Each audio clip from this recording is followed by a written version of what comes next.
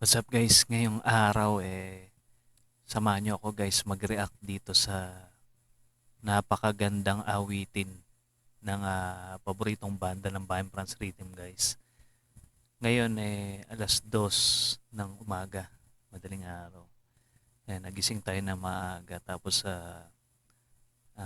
nag-sound trip ako. Nakita ko tong ah, cover song. Cover song ba to kasi ang alam ko ang may compose nito si Sir Obet at pinakanta niya sa bandang France Rhythm guys. Itong napakagandang composition na to. Napaka genius ng lumikha nitong awitin na to. Grabe. Alam ko dati na react ko na to pero ngayon ko lang naintindihan talaga yung meaning nitong kanta na to. Kaya samahan niyo ako guys na namnamin natin tong napakaganda mensahe ng awiting ito. Ito yung pinamagatang lagi. Only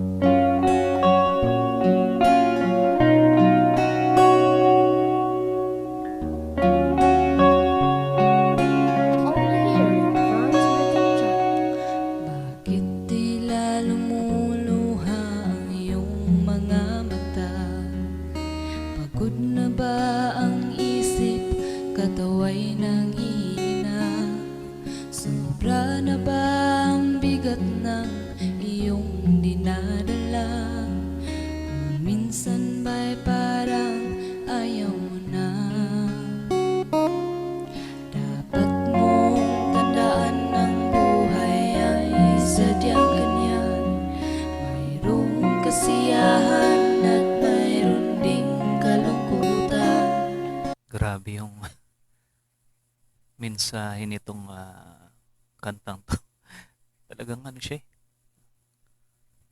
tumatagos talaga siya sa kaluluwa. Talagang yung mensahe niya napaka totoo talaga. Ang lakas ng ano, ang lakas ng impact niya no. Lalo dun sa mga dumadaan sa matinding pagsubok. Grabe to. Labanan mo ang pagsubok at huwag kang susuko, pagkat gabay mo ang pag-ibig ko. At kahit ano pa man, asahan mo sa paghihirap mo, dadamay ako, talikuran ka man ng buong mundo. Laging nandyan ako para sa'yo.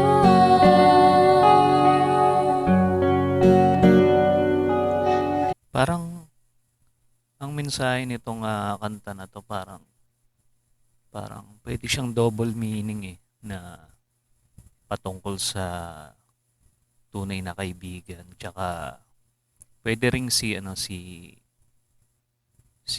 God yung nagsasalita dito. Parang ano siya, parang ah yun nga double meaning.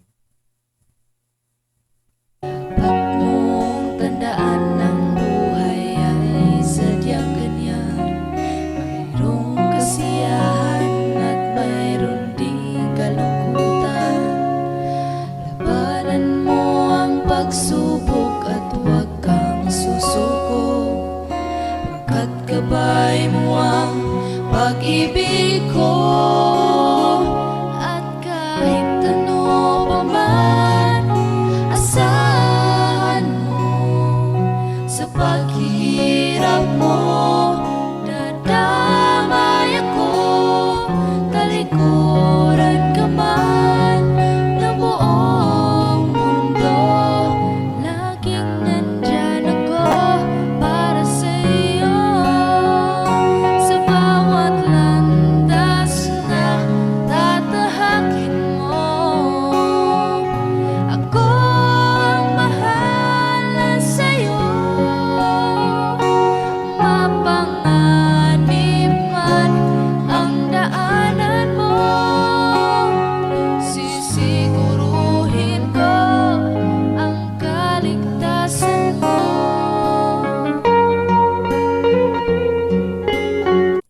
guys, ano to eh. Parang bigla ako naging emotion dito sa kanta na to. Parang ano siya, parang biblical. Parang nasa ano to eh, nasa Bible, di ba? Yung hindi tayo pababayaan ng Diyos.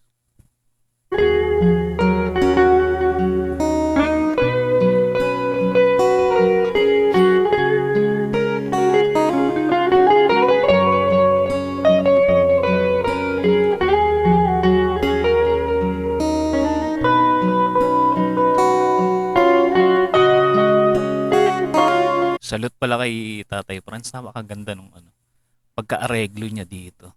Grabe. Lalo yun, no, yung adlib niya. Tapos yung tunog, parang ano lang, acoustic. Tapos, ganda-ganda nung pagkaka-areglo. Napaka-smooth. Tapos yung second voice ni Char, bagay na bagay. Dun sa flow ng kanta.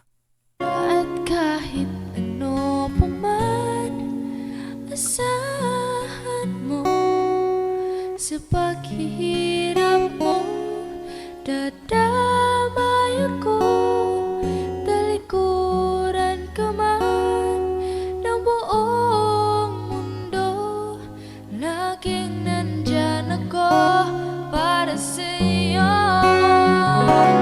At kahit ano pa man, asahan mo sa paghihirap mo, nadamay ako, talikuran ka man ng buong mundo.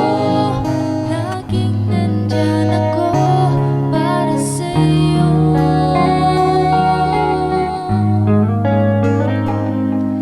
Laging nandyan ako para sa'yo.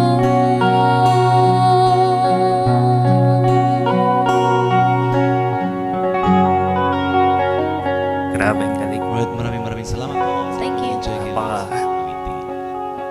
Alright. Thank you so much and don't forget to subscribe our Franz Rhythm channel. God bless everyone and bye-bye. See you in our next videos, guys.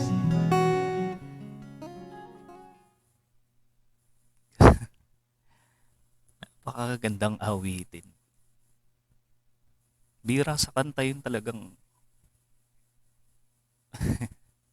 tumatama talaga yung ano, yung mensahe ng kanta. Parang parang paborito ko na yata tong kanta nila na to.